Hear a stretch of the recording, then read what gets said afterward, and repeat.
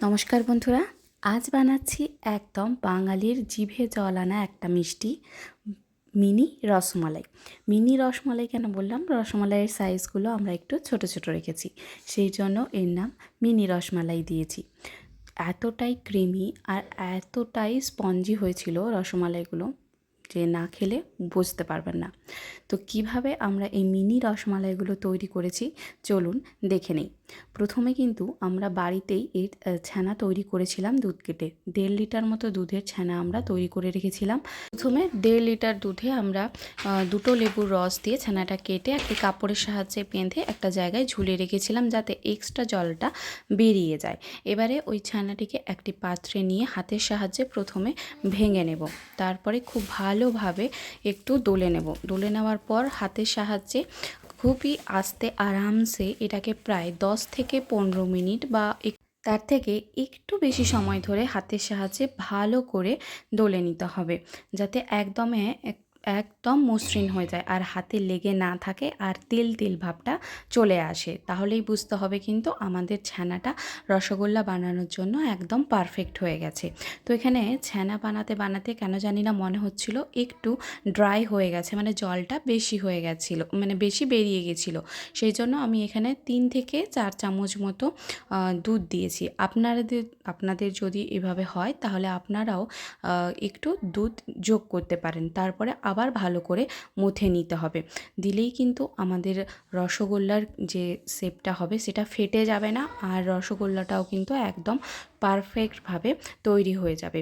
এইভাবে ধীরে ধীরে হাতের সাহায্যে কিন্তু সুন্দরভাবে মথে নিতে হবে। প্রায় আমি ধরুন এই 20-25 মিনিট মতো কিন্তু মথেই নিয়েছিলাম। তারপরে ছানাগুলো এক জায়গায় আমরা নিয়ে নেব। যদি দেখি যে ছানাগুলো লেগে আছে বা হাতের চাটুতেও লেগে যাচ্ছে মথার সময়, তাহলে বুঝতে হবে যে ছানাগুলো কিন্তু আরেকটু আমাদের ভালোভাবে মথে নিতে হবে। কিন্তু না, আমার কিন্তু কোথাও লেগে থাকেনি বা হাতটাও দেখুন একদম পরিষ্কার আর তেলতেলে হয়ে গেছে। তার মানে ছানাটা কিন্তু আমাদের কমপ্লিটলি হয়ে গেছে। এবারে অল্প অল্প নিয়ে ছোট ছোট সাইজের নিয়ে করে আমরা গোল করে নেব। আর হ্যাঁ, এখানেও আপনারা কিন্তু বুঝতে পারবেন যে আপনাদের ছানাটা হয়েছে কি না, কারণ গোল করার সময় যদি দেখেন যে ফাটা দাগ পড়েছে বা হালকা ক্র্যাকের মতো এসছে, তাহলে কিন্তু আপনাদের ছানাটা হয়নি। দেখুন আমার কিন্তু একটুও কোথাও ক্র্যাক নেই, খুব সুন্দর গোল হয়েছে। একে একে সমস্ত আমি ঠিক এইভাবেই করে নিয়েছি। আর ক্র্যাক থাকলে আরও 10 মিনিট মতো কিন্তু আপনারা ভালোভাবে মথে নেবেন হালকা হাতে, তাহলে দেখবেন আর ওই ক্র্যাকটা আসছে না। তাও যদি মনে হয় যে ছানাটা সফট হয়নি, তাহলে আর একটু পরিমাণ দুধ দিয়ে ভালো করে মথে নেওয়ার পর গোল করবেন। এবারে একটি কড়াইতে 1 কাপ পরিমাণ চিনি আর 2 থেকে 3 কাপ জল দিয়ে নেব। তারপরে চিনিটা খুব ভালোভাবে জলের সাথে যাতে গুলে যায়, সেই জন্য কন্টিনিউয়াসলি খুন্তিটা চালিয়ে যাব। তারপরে যোগ করে দেবো 2টো ফাটিয়ে নেওয়া এলাচ। এবারে চিনিটা যতক্ষণ না গুলছে ততক্ষণ কিন্তু অপেক্ষা করব। চিনিটা জলের মধ্যে গুলে গেলে কিন্তু যোগ করব 2 চামচ মতো দুধ। 2 চামচ দুধ এখানে কেন যোগ করলাম? কেননা চিনির মধ্যেও একটা নোংরা থাকে, মানে একটু কালো কালো হয়ে যায় চিনি জলটা। দুধ দিয়ে দিলে ওই নোংরা ভাবটা কেটে যায় এবং সাইডের এই যে সাদা ফেনার মতো অংশটা, সেটাকে খুন্তির সাহায্যে আমরা তুলে নেব। তারপরেই দেখবেন কিন্তু জলটা একদম স্বচ্ছ হয়ে গেছে। দেখুন সত্যিই কিন্তু চিনির জলটা একদমই স্বচ্ছ হয়ে গেছে। এবারে একে একে তৈরি করে রাখা সমস্ত ছানার গোল্লাগুলো এই চিনি শিরার মধ্যে দিয়ে ঢাকা দিয়ে হাই ফ্লেমে 5 মিনিট মতো কিন্তু এটাকে আমরা ফুটিয়ে নেব। 5 মিনিট পর দেখতে পাবেন কিন্তু আসল ম্যাজিক। এই যে ঢাকা পড়লো, এবার দেখুন 5 মিনিট পর রসগোল্লাগুলো কিন্তু আমাদের ডাবল হয়ে গেছে। মিনি রসমালাইগুলো যে সাইজের গোল্লাগুলো ছিল তার থেকে কিন্তু ডাবল হয়ে গেছে। এই যে দেখুন এত সুন্দরভাবে ফুলেছে। প্রথমে তো আমরা সত্যিই খুব ভয় পাচ্ছিলাম যে না আমাদেরগুলো ফেটে যায়, কিন্তু খুব সুন্দরভাবে কিন্তু ফুলে গেছিলো। তাই দেখুন একদমভাবে সুন্দরভাবে কিন্তু রসমালাইগুলো হয়ে গেছে। এইভাবে কিন্তু 10 মিনিট আমরা ঠিক রসগোল্লাগুলোকে ভালো করে ফুটিয়ে নিয়েছিলাম। এবারে ঢাকা দিয়ে একটু ঠান্ডা করে নেব, তারপরে এটা একটি পাত্রে আমরা বের করে রাখবো। এটা একটি পাত্রে বের করে রাখার পর তৈরি করব রসমালাইয়ের যে মালাইটা সেটা।